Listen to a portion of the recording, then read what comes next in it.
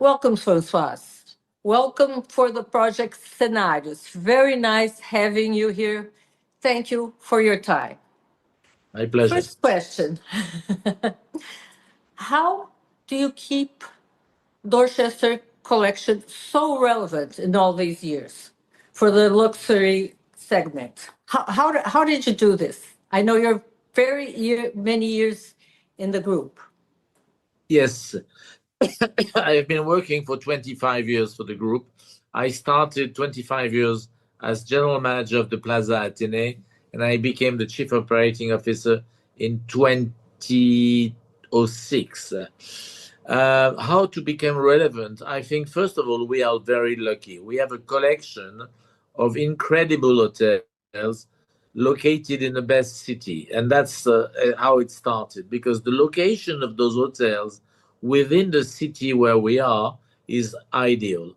The Plaza Athénée is located on the Avenue Montaigne.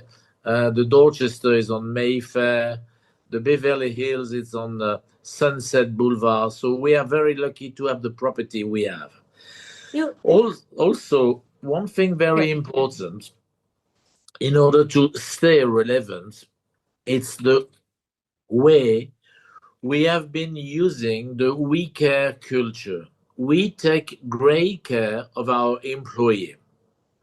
And for this reason, our employee take good care and great care of our guests. And it's as simple as that. The way we treat our employee, even in big catastrophic situation like the COVID, we kept every single employee and we paid them at 100%. Of course, it cost us a lot of money. But when the revenge travel started back in 2021, we were ready with the best employee, well-trained, well-rested, and we were able to rock and to become even more relevant on the competition. François, how did you get these two things together? Human importance and enough money to do this, right? How did you do that? Okay, it's quite simple, because we didn't start this company to make money. We started to make the best company in the world. So first of all, we choose the best location. We purchase those hotels. We invest on the excellence of the service, the excellence of having the best chef, the best pastry chef, the best employee. Then we give them a good salary. We treat them very well, and we train them. So there is 3 elements just for the employee. And when those employees are well taken care of, they stayed for a long time. And because they stayed for a long time, guests, when they come back, they have been recognized by the employee. And we are expensive, so we are expensive experiences. And so the clients are paying for that. And, for example, Brazil, you have a good example of people which are quite rich, and they are having employees in their home. And those employees have been serving them for a long time. It's the same process. They take great care of their people like family. And because of their taking care of, they take good care of their of the people who owns the house, and that's exactly the same things that we care for our people, and because of that, they care about our guests. It's as simple as that. François, you don't have then a financial pressure like what happened in the last 20, 30 years. The financial pressure over business came greater and greater and greater. You don't feel that? No, I think it's a different way to see things. Our company and our owners, they don't need to pay for the hotels. They have the hotel, they purchase the hotel with their own money. Most of our competitors and the people you're talking about, they don't have the money. So they borrow the money and then they buy hotels, and they cannot pay really for the reimbursement. And that's why they squeeze the employee, they squeeze the guest in order to pay for the investment. In order to play in our competition, you need to be rich in order to buy hotels and then to take good care of your employee. And then you become who we are, which is the best company of hotels. It's just because we started not with the greed of making more money to become rich. We were lucky to have the owners they were rich already. So they invested as a patrimonial Yes. way of investing, just That to make sure that they invested for the future. And because of that, we made them richer. Because so the trouble is people who cannot afford hotels and they carry on buying hotels, and the greed make them sometimes work but sometimes don't work, and that's how the guests suffer in order to find an hotels where the owners cannot cope, so they squeeze on everything, and at the end of the day that's it's the guest terrible. who It's pay for it. terrible. Absolutely. That reminds me of a conversation I had several years ago with a famous banker. And I looked at his business and I said, look, all your non financial business didn't go right. Why? I didn't write that because he asked me not to write it. And he said, Sonia, when you get the financial systems in real economy, it doesn't work. Financial systems want more, more, and more, more profit, more this and more that, and it didn't work. So I have the clear idea that I, as a banker, should not go into this business. Exactly, banker is a business, but now it seems that a lot of people wants to go in hotel business because of the growth. But if you want to buy an hotel, it's like the game Monopoly. You know the Monopoly game. You Yes, need I to have do. the money. You need to have the money to buy an hotel. If you don't have the money to buy an hotel, you just keep the house. You cannot buy you. So it's exactly the same system that's the Monopoly. You need to have money in the bank. If you don't have the money in the bank, it's uh, it's a risk for your guest, it's a risk for your employee, and of course, it's the risk for our owners too. And that's why we are quite successful because our owners understood that they have money, they purchased an hotel, and they decided to have the best hotel. And they just kept on Yes. reinvesting their profits because they have a In the profit hotel. in That's the very hotels, nice. and not and they didn't use the profit to buy initially the hotel. They just carry on investing, and when you carry on investing, that's why we have hotels which are more than 100 years old. They are the best hotel in town because of course of the location, of the people who take care of them, but mostly because they And the reinvested. culture. You don't, you make different Of hotels course, for different cultures, right? absolutely, of course, you need to listen to the culture of your guest. And it's funny, but how can you maintain a group with such different cultures? No, that's quite easy. It's quite easy because all our guests, you're talking about the culture of the guest.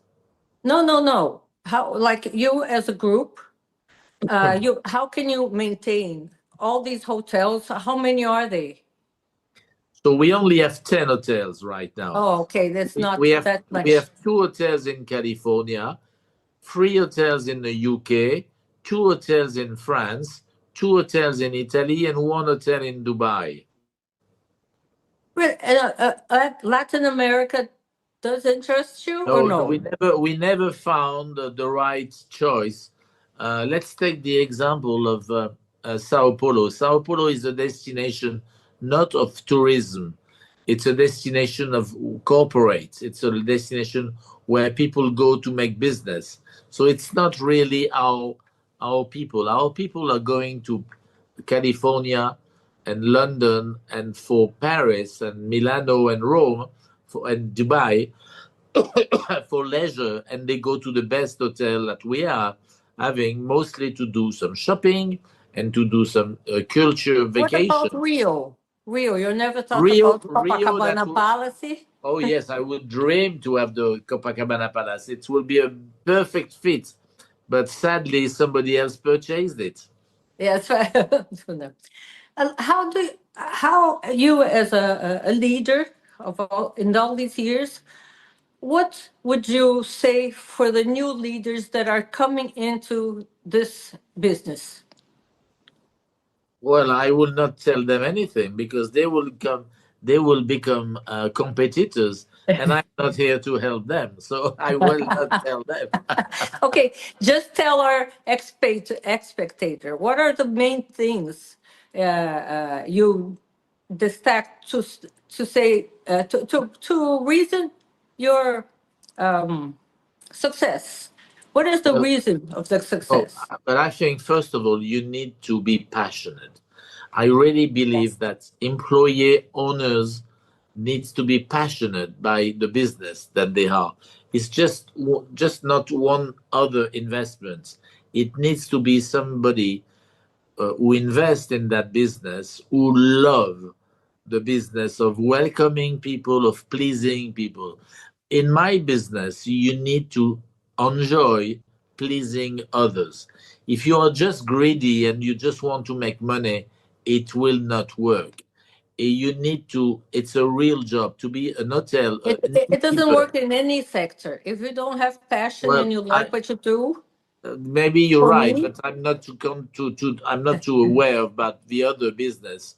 The only business I know is hotel business, and I love it. And I really think we are very lucky because we are hosting. It's like a lady which is hosting friends in her house. We are taking care of them. We are really thinking about what do they like to eat, what do they like to drink. So no, we are trying to make sure that we are helping people to have a better life, and that's the really mayors why. of the cities should think like that. Well, that's I'm not going to go on politics. um, how would you define luxury today? And is it any different from 20 years, 30 years ago? How did Well, this change? I think the needs of guests, of the new guests, are not the same. For example, do your sons and your daughter will expect the same thing from an hotel? At the beginning, when I was born, I was looking to have an hotel with comfort, no noise, and good food. Now my kids they want Wi-Fi. That's they want my Wi-Fi more than anything. They need to have a good Wi-Fi because they're connected. My wife, she likes space. Her demand on luxury, it's space. My demand on luxury, it's time. I am looking for time. So if people in the hotel is helping me to save time, I would Okay. love that. Some other people are looking for things they don't have, and that's my case. I am looking for times, and that's why when somebody is helping me, this is great. My wife is looking for space, my kids for Wi-Fi. We all have different needs of luxury, How do but you measure that in your individually, strategy?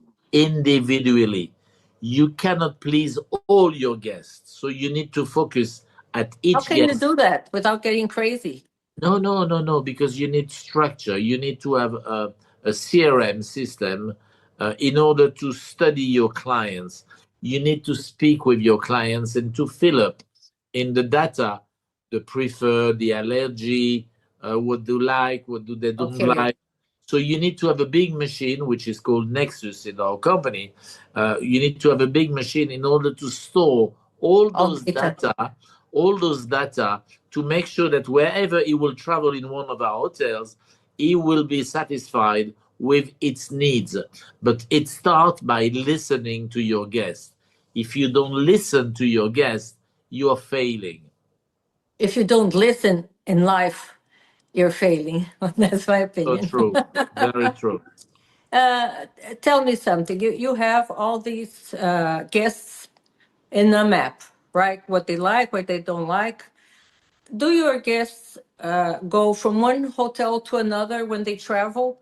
Are they frequent guests of Dorchester Collection in Paris, in London, in Dubai? Are they the same Yes, guests?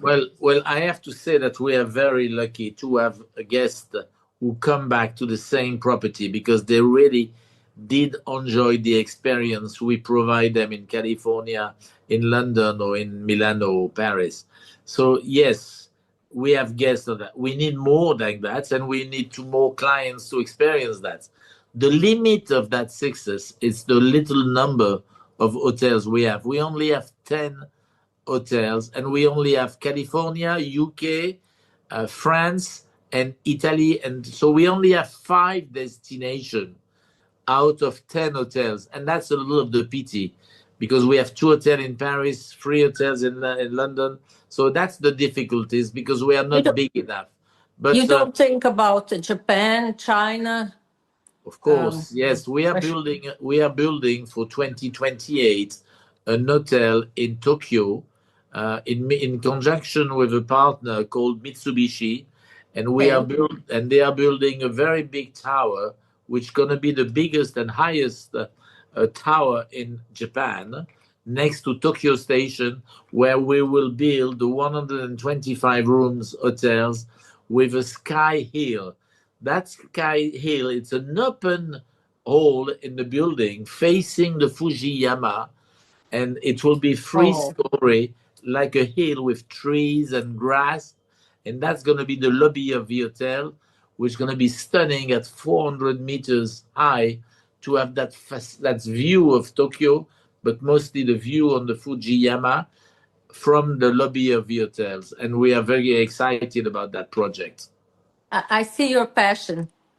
You are passionate about it.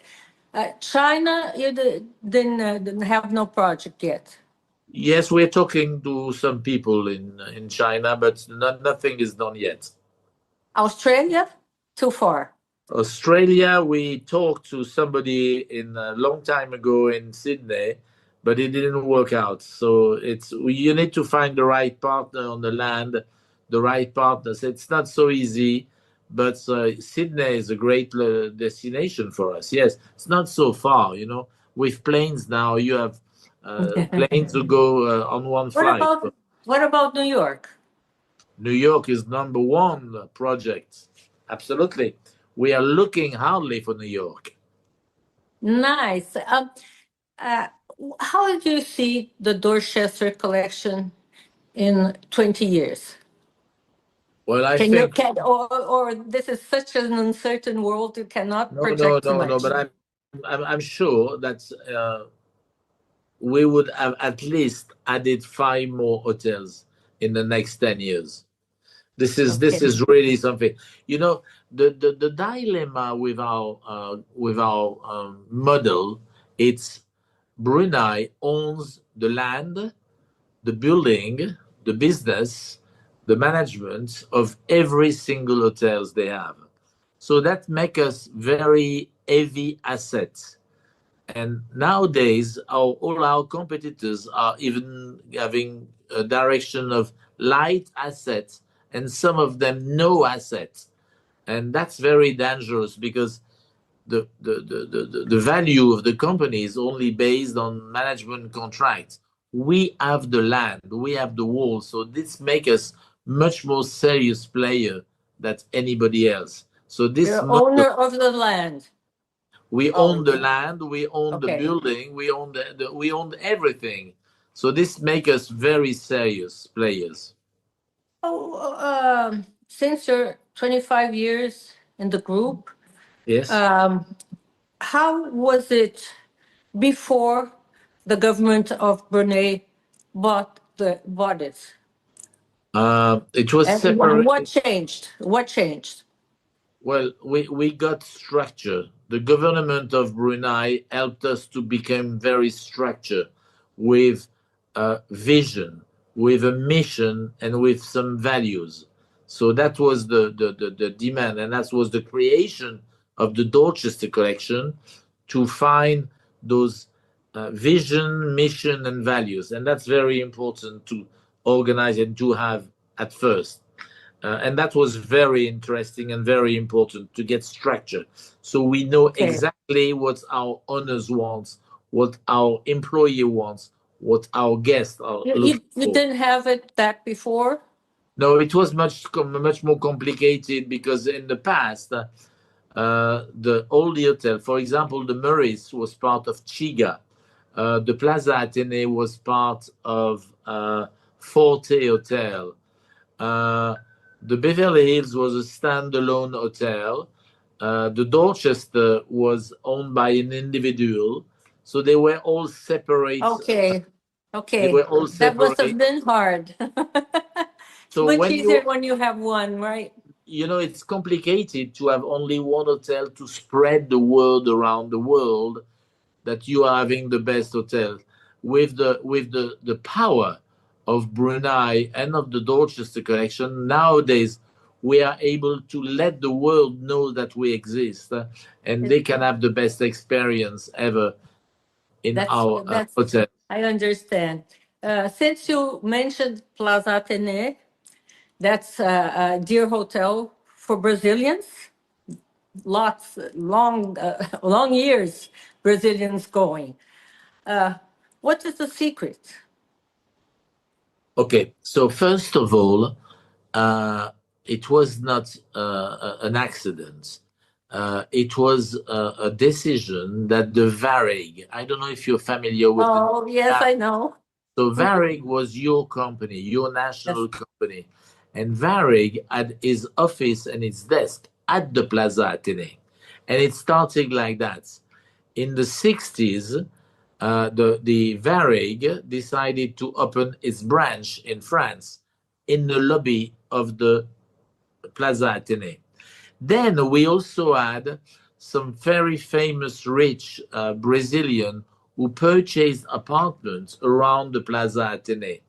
And then it became quite a trend. And also at that time, you had some traveler from Rio de Janeiro and from Sao Paulo who came to Paris for the season of theater, which was the next door, Okay. Theater de Champs-Élysées, and they were coming to see the season of play during that period. And during that time, the ladies were also buying their clothes at Christian Dior, at Chanel, in all those brands, which, in order for them to be the most elegant of the city. And that's how it started. And then some of the general manager which were there before already started to travel to Sao Paulo and Brazil in general in order to spread the word. So it became in the idea that Plaza Athénée is Paris. Paris, it's elegance, it's the best food, it's the best shoes and everything. So that's how it started to find a That's kind of love. curious. I would have never imagined that Varick started this. Very. Very curious. Well, today, the crew of Varick would not stay in Plaza, right? Well, I don't think the cruise stayed, and that's I don't have the story for that. But what I can tell you, it's the office which was selling the tickets which were there. So whenever Okay. whenever a Brazilian staying in Paris, they had to come They had to to come. pick up their tickets when they were issuing their tickets at that time. We know the long tickets, and that was in That's a, the 60s. that's very interesting. Uh, um, tell me, François, you must have statistics and questions.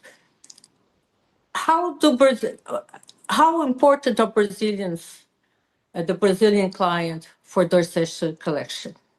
Well, for the entire collection, it's confusing because we don't have so many Brazilians going to California.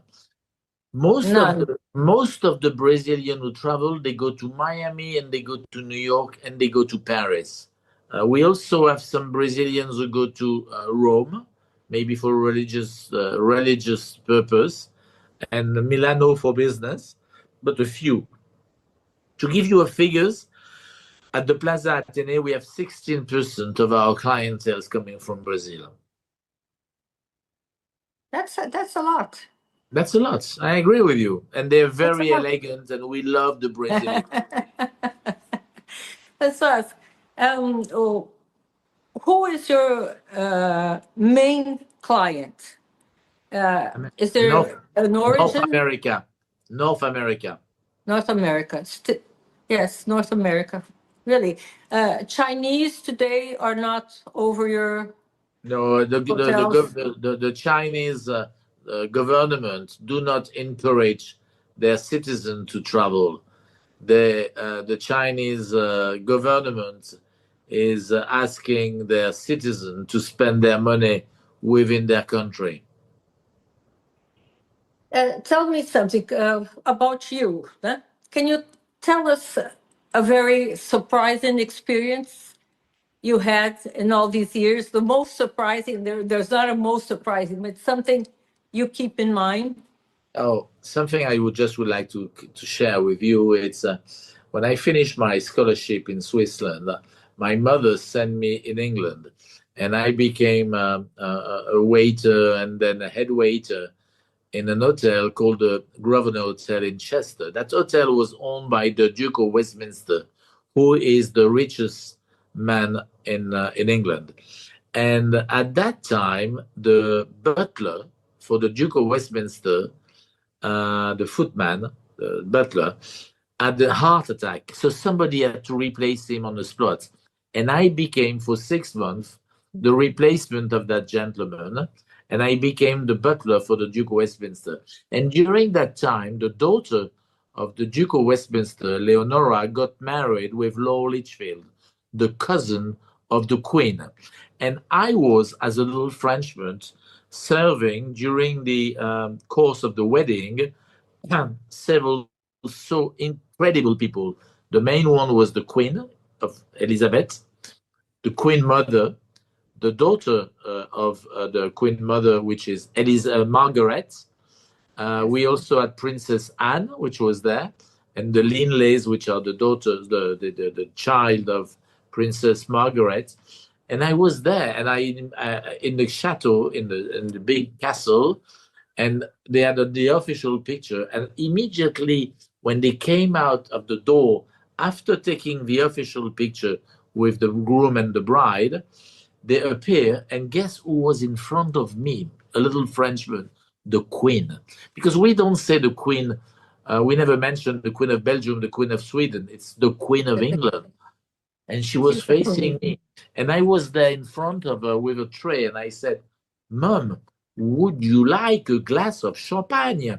And she smiled, and with a really, like a mother, and she looked at me and she said, Oh, avec un grand plaisir. Merci beaucoup, c'est gentil. She spoke French better than I did. And I was just so stupid with my tray with in How old front were of, you? How old were you? I was 18. I was Okay. 18. I was serving the Queen of England, which was very petite. And you know, this lady, I only saw her on coins, stamps, newspaper, and notes in my life. And then she was there in front of me. That was to me an incredible experience. How did that change your ways of living, your way of I living, your I think choosing? that's encouraged me to really devote my life to please people and to help people. I really enjoy that luxury, that style. And that's why I went to luxury hotel business from there, because I really enjoy that, to please people. That thing, that's my signature. When you hire people, what do you look first First, and do second? they Okay. do they like to please others? This is the Yes. most important. Of course, they need to be passionate. There needs to be passion, because you know, when it's 2 o'clock in the morning and you need to come to work to do some bakery, some croissant in France, and to play with flour and water, you need to be really passionate. Huh? And we have a lot of those employees. But first of all, they need to enjoy pleasing the others. People, yes. If you But don't how do you enjoy, ask that? What is the question? as I told you, I tell them one very simple question: how do you do when you invite some of your friends or some of your family when you are doing a dinner in your home, and you just listen to what they say. And that's very clear answer where you say, "Oh, I don't know. We go to the restaurants," or, "Oh yes, I enjoy that. I go to the market. I buy some vegetables and maybe a fish if I can afford it, and I cook and I set up the table." And if the guy is telling you that, it's giving you a clear answer if that guy wants to do some things to please others. If they answer like this, "Oh, I just take 2 bottles of wine and put it there and ask each one to bring something," that's not serving, right? Absolutely, it's a good. That's an That answer. person is Exactly. out. Artificial intelligence, François, how is that helping or not helping the business? I think it will help us on the marketing. It will help us on the way we organize the life of the guests before they arrive. I think it will help us on how to spread the word around that we exist. But I don't think it will help us on how to do a bed or to do a dish or to do those kind of things. It will help us in the back, but we need to be in contact with the guest. We will need still to make the nicest bed, to make the fact that the hotel is surrounded with peace and it needs to be quiet.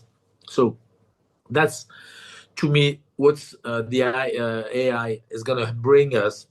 It's organization and accounting, a better structure, human resources departments. So it's going to help us on the back for secretaries, but it's going to make their life easier. But it's not going to, my core business, which is making food and having the best bed and welcoming people, you will need to go by through human. And that's the base of my job, taking care of people.